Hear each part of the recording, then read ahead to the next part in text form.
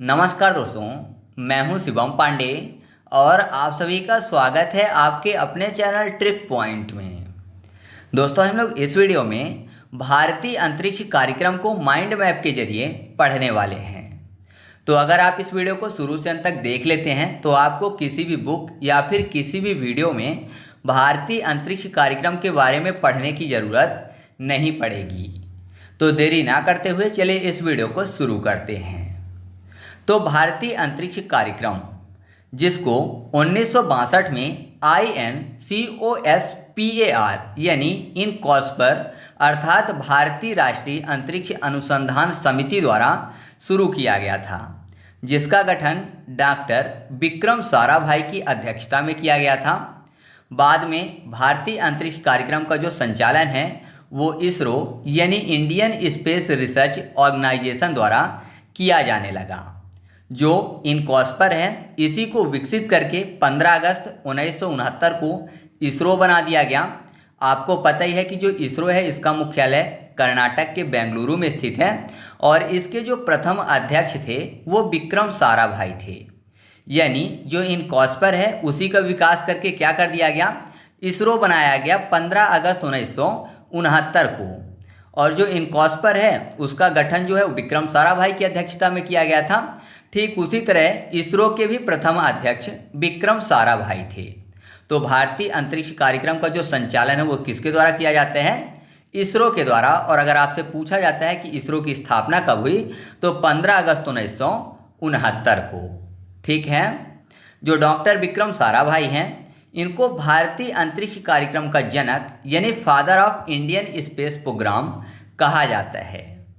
इनके एक सहयोगी थे जिनका नाम था डॉक्टर APJ अब्दुल कलाम, जिनको आपको पता ही है कि मिसाइल मैन ऑफ इंडिया के नाम से जाना जाता है। भारतीय अंतरिक्ष कार्यक्रम से संबंधित कुछ और नाम हैं जिनके उपनाम आपको याद रखने हैं, जिनमें पहले हैं डॉक्टर सतीश धवन, जिनको बोला जाता है स्पेस पियोनियर ऑफ इंडिया। दूसरे हैं डॉक्टर उडुपी रामचंद्र राव यानी डॉक्टर UR राव, जिनको बोला जाता है सैटेलाइट मैन ऑफ इंडिया। और तीसरी है डॉक्टर कस्तूरी रंगन, जिनको बोला जाता है रिमोट सेंसिंग विजनरी। तो ये उपनाम आपको याद रखने हैं क्योंकि एग्जाम में यहाँ से प्रश्न पूछे जाते हैं। अब हम लोग बात कर लेते हैं भारत के पहले रॉकेट और भारत के पहले उपग्रह के बारे में। तो सबसे पहले तो मैं आपको समझा दूं कि रॉकेट क्या होता है और उपग्रह क्या होता है, क्योंकि बहुत सारे लोग इन दोनों में कंफ्यूज होते हैं। बहुत सारे लोगों को लगता है कि ये दोनों एक ही चीज़ हैं। तो रॉकेट के बारे में आप ऐसा समझिए कि यह एक वाहन है जो कि ईंधन यानी फ्यूल के बल पर अंतरिक्ष में उड़ान भरता है और उपग्रह को पृथ्वी की सतह से उठाकर ऊपर पहुंचाता है। मतलब यह एक वाहन है जो कि फ्यूल की मदद से क्या करता है कि जो उपग्रह यानी जो सैटेलाइट है उसको क्या करता है, पृथ्वी की सतह से उठाकर ऊपर पहुंचाता है। और रॉकेट जो है ये खुद स्थायी रूप से अंतरिक्ष में नहीं रहता बल्कि स्वतः समाप्त हो जाता है या फिर गिर जाता है। जैसे कि दीपावली में जब हम लोग रॉकेट जलाते हैं तो क्या होता है, वो ऊपर जाता है तो या तो फट जाता है या फिर फटने के बाद सीधे नीचे गिर जाता है। तो ऐसे ही जो रॉकेट है वो क्या करता है, फ्यूल की मदद से अंतरिक्ष में जाता है और किसे लेकर जाता है, तो वह उपग्रह को लेकर जाता है। और उपग्रह क्या है, तो उपग्रह एक डिवाइस या फिर उपकरण है जो कि रॉकेट के द्वारा अंतरिक्ष में पहुंचाया जाता है और यह पृथ्वी या फिर किसी ग्रह की कक्षा यानी ऑर्बिट में घूमकर उनकी जानकारी को इकट्ठा करता है। जैसे मौसम की जानकारी हो गई, ग्रहों का अध्ययन हो गया, संचार व्यवस्था हो गई, ये सब। या फिर सीधी सी भाषा में आप ऐसा समझ लीजिए कि जो रॉकेट है वह एक बस है और जो सैटेलाइट है यानी जो उपग्रह है वह एक यात्री है। तो यात्री को पहुंचाने का काम कौन करता है, बस करता है। तो यात्री यहाँ पर सैटेलाइट है तो उसको पहुंचाने का काम कौन करेगा, रॉकेट करेगा। ठीक है। तो आप कभी भी कंफ्यूज नहीं होंगे कि रॉकेट और उपग्रह दोनों एक हैं या फिर अलग अलग। रॉकेट एक वाहन है जो कि उपग्रह को पहुंचाने का कार्य करता है। ठीक है। भारत का जो पहला रॉकेट है वह 1963 में नाइकी अपाचे नाम से आया था। इसे केरल के Thumba equatorial rocket launching station से पहला जो रॉकेट था जो कि अमेरिकी रॉकेट था, मतलब भारत का बनाया हुआ रॉकेट नहीं था, अमेरिकी रॉकेट था, उसको केरल के थुम्बा से प्रक्षेपित किया गया था। उसका नाम क्या था? तो उसका नाम था नाइकी अपाचे। अच्छा, इसके बारे में आप ये भी याद रखिएगा कि यह एक साउंडिंग रॉकेट था। साउंडिंग रॉकेट मतलब होता है कि वायुमंडल और अंतरिक्ष का अध्ययन करने के लिए प्रयोग किया जाने वाला एक छोटा रॉकेट, जिसका उद्देश्य था ऊपरी वायुमंडल का अध्ययन करना। और इसके बारे में कुछ रोचक फैक्ट भी हैं, तो मैं आपको बता देता हूं। जैसे कि जो रॉकेट के पुर्जे थे अमेरिका से तो लाए गए थे, लेकिन केरल के रेलवे स्टेशन से इनको बैलगाड़ी और साइकिल से लाया गया था। उस टाइम पे सुविधा उपलब्ध नहीं थी, तो रॉकेट के जो पुर्जे थे उनको साइकिल और बैलगाड़ी से लाया गया था। वहाँ पर एक चर्च की इमारत थी जिसको कंट्रोल रूम बनाया गया था, और नारियल के पेड़ों के बीच से इसको लॉन्च किया गया था, क्योंकि उस टाइम पे कोई लॉन्चिंग पैड तो था नहीं, तो नारियल से उसको क्या किया गया था? लॉन्च किया गया था। और अगर आपसे पूछा जाता है कि भारत का पहला स्वदेशी रॉकेट कौन सा है, क्योंकि मैंने आपको बताया कि जो नाइकी अपाचे है ये नासा द्वारा दिया गया था, ये अमेरिकी रॉकेट था, तो भारत का स्वदेशी रॉकेट पहला कौन सा था? तो 1967 में भारत का पहला स्वदेशी रॉकेट था रोहिणी 75, जिसको लॉन्च किया गया था। तो इसको कहाँ से लॉन्च किया गया था? तो इसको भी केरल के थुम्बा के इक्वेटोरियल रॉकेट लॉन्चिंग स्टेशन से लॉन्च किया गया था। ठीक है, यहाँ पर पिक भी है कि साइकिल में जो रॉकेट के पार्ट हैं उनको ले जाया जा रहा है। इसके बाद हम लोग बात कर लेते हैं भारत के पहले उपग्रह यानी सैटेलाइट की। तो भारत का पहला सैटेलाइट है आर्यभट्ट, जिसको 1975 में सोवियत संघ के कापुस्टियन यार रॉकेट बेस से कॉस्मोस 3M रॉकेट के द्वारा लॉन्च किया गया था। क्योंकि मैंने आपको बताया कि जो सैटेलाइट है उसको रॉकेट के जरिए अंतरिक्ष में पहुंचाया जाता है, तो जो आर्यभट्ट था ना, इसको कहाँ से लॉन्च किया गया था? तो इसको लॉन्च किया गया था सोवियत संघ के कापुस्टियन यार रॉकेट बेस से। और आर्यभट्ट प्रसिद्ध भारतीय खगोल शास्त्री और गणितज्ञ थे। और मैं आपको बता दूं कि यह उपग्रह जो था यानी आर्यभट्ट जो था, यह 5 दिन तक ही कार्य कर पाया था। तकनीकी खराबी के कारण बिजली की जो सप्लाई है वो फेल हो गई थी, और ये जो था मतलब ये जो सैटेलाइट था 5 दिन बाद बंद हो गया था। और अगर आपसे पूछा जाता है कि भारत का पहला स्वदेशी उपग्रह यानी भारत का पहला सैटेलाइट स्वदेशी कौन सा है, तो वह है रोहिणी RS-1, जिसको 1980 में SLV-3 द्वारा पृथ्वी की कक्षा में स्थापित किया गया था। SLV मतलब सैटेलाइट लॉन्च व्हीकल 3 के द्वारा इसको लॉन्च किया गया था। और मैं आपको बता दूं कि कहाँ से लॉन्च किया गया था, तो इसको लॉन्च किया गया था सतीश धवन अंतरिक्ष केंद्र से। ठीक है, तो याद रखिएगा कि भारत का पहला सैटेलाइट कौन सा है? आर्यभट्ट। और भारत का पहला स्वदेशी सैटेलाइट कौन सा है? तो रोहिणी RS-1। वैसे रोहिणी RS-1 की जगह रोहिणी 1 जो है वह भी लॉन्च किया गया था 1979 में, लेकिन वो आंशिक रूप से सफल रहा था, पूर्ण रूप से सफलता प्राप्त नहीं हुई थी। तो भारत का जो पूर्ण रूप से सफल पहला सैटेलाइट स्वदेशी है वो कौन सा है? रोहिणी RS-1, जिसको 1980 में SLV-3 द्वारा लॉन्च किया गया था। अब हम लोग बात कर लेते हैं भारत के कुछ प्रमुख अंतरिक्ष कार्यक्रम की, जिसमें पहला है चंद्रयान 1। इसे 2008 में PSLV से प्रक्षेपित किया गया था। PSLV यानी पोलर सैटेलाइट लॉन्च व्हीकल के द्वारा 2008 में चंद्रयान 1 जो है इसको लॉन्च किया गया था। इसकी उपलब्धि क्या थी? तो इसकी उपलब्धि थी चांद पर जल यानी H2O की खोज करना। तो आपको याद रखना है चंद्रयान 1 के बारे में इतनी चीज़ें कि इसको 2008 में लॉन्च किया गया था। किसके जरिए? तो PSLV यानी पोलर सैटेलाइट लॉन्च व्हीकल के जरिए। और इसकी उपलब्धि क्या थी? तो चांद पर जल यानी H2O की खोज करना। फिर अगला है चंद्रयान 2 मिशन, जिसको 2019 में GSLV MK-3 से प्रक्षेपित किया गया था। और मैं आपको बता दूं कि इसमें जो ऑर्बिटर था वो सफल रहा था, लेकिन लैंडर का नाम विक्रम जो था वह असफल रहा था। ठीक है, रोवर जो था वो सफल रहा था लेकिन लैंडर असफल रहा था। तो चंद्रयान 2 के बारे में आपको ये याद रखना है। इस असफलता के बाद चंद्रयान 3 लॉन्च किया गया था 2023 में और इसे GSLV Mk3 से प्रक्षेपित किया गया था और चांद के दक्षिणी ध्रुव पर उतरने वाला फर्स्ट देश भारत बना था चंद्रयान 3 मिशन के जरिए। इसमें इसके रोवर का जो नाम था वो प्रज्ञान था और लैंडर का नाम विक्रम था। जैसे चंद्रयान 2 में भी जो रोवर था उसका नाम प्रज्ञान था और जो लैंडर था उसका नाम विक्रम था, लेकिन वो वाला असफल रहा था। लेकिन चंद्रयान 3 मिशन जो था वो सफल रहा था और रोवर और लैंडर का नाम सेम ही रखा गया था। और अगर आपसे पूछा जाता है कि दुनिया का पहला चंद्र मिशन कौन सा था, तो दुनिया का पहला चंद्र मिशन का जो प्रयास है वो लूना 1 के जरिए किया गया था USSR द्वारा। कब किया गया था? तो 1959 में, लेकिन यह असफल रहा था। मैं आपको बता दूं कि जो लूना 1 है ये चंद्रमा से 5,995 किलोमीटर दूर से गुजर गया था, मतलब चंद्रमा की तरफ नहीं पहुंच पाया था। कितनी दूर रह गया था? तो 5,995 किलोमीटर दूर रह गया था। फिर पहला सफल चंद्र मिशन जो था जिसमें इम्पैक्ट हुआ था वो था लूना 2। ये भी USSR द्वारा 1959 में ही किया गया था।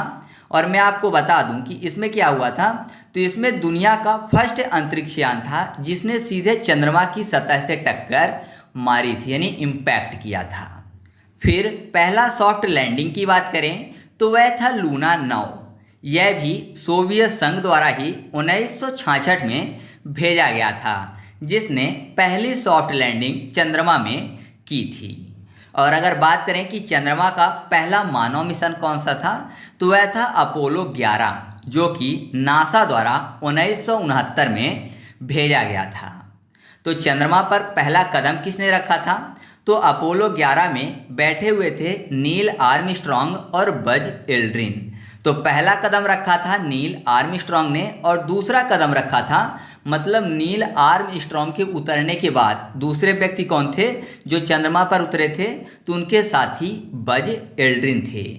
साथ ही साथ जो अपोलो 11 है उसमें तीसरे व्यक्ति भी बैठे हुए थे जिनका नाम था माइकल कॉलिंग्स। लेकिन ये चंद्रमा पर नहीं उतरे थे बल्कि ऊपर अंतरिक्ष यान में ही चक्कर लगाते रहे। और अपोलो 11 में चंद्रमा से पत्थर और मिट्टी के 11.5 kg सैंपल लेकर आया गया था। तो ये चीज़ आपको मिशन चंद्रमा के बारे में याद रखना है। नेक्स्ट है आदित्य L1 मिशन। यह भारत का पहला सौर मिशन है। इसे 2 सितंबर 2023 को PSLV यानी polar satellite launch vehicle C57 से प्रक्षेपित किया गया था। लॉन्च स्थान कौन था? तो लॉन्चिंग का स्थान था श्रीहरिकोटा सतीश धवन अंतरिक्ष केंद्र। और उद्देश्य क्या था? तो सूर्य की सतह, वातावरण और विकिरण का अध्ययन करना। मैं आपको बता दूं कि इसे पृथ्वी से 1.5 मिलियन किलोमीटर दूर स्थित किया गया, जहां सूर्य पृथ्वी प्रणाली का एक संतुलन बिंदु है, जहां से सूर्य का लगातार अवलोकन संभव है। और आदित्य L1 के जरिए 7 पेलोड भेजे गए थे। पेलोड शब्द का मतलब यहाँ से वैज्ञानिक उपकरणों से है। तो 7 वैज्ञानिक उपकरण भेजे गए थे आदित्य L1 में, जिससे सूर्य के अलग अलग कोणों से अध्ययन किया जा सके। ठीक है, तो आदित्य L1 के बारे में आपको इतनी चीज़ें याद रखनी हैं। कुछ अन्य प्रमुख कार्यक्रम हैं, उपग्रह कार्यक्रम, तो उनके बारे में देख लेते हैं। जैसे कि पहला है रोहिणी श्रृंखला 1980, जिसको SLV-3 से प्रक्षेपित किया गया था। रोहिणी श्रृंखला के बारे में आपको बता दूं कि रोहिणी श्रृंखला मतलब रोहिणी सीरीज चलाई गई थी। जैसे Rohini 1, Rohini B, Rohini 1B, Rohini D1, ऐसे रोहिणी नाम से एक श्रृंखला से सीरीज चलाई गई। हालांकि एक ही साल में इनको लॉन्च नहीं किया गया, इन सैटेलाइट को स्थापित नहीं किया गया, अलग अलग सालों में स्थापित किया गया, लेकिन रोहिणी नाम से इनको क्या किया गया? श्रृंखला के रूप में स्थापित किया गया।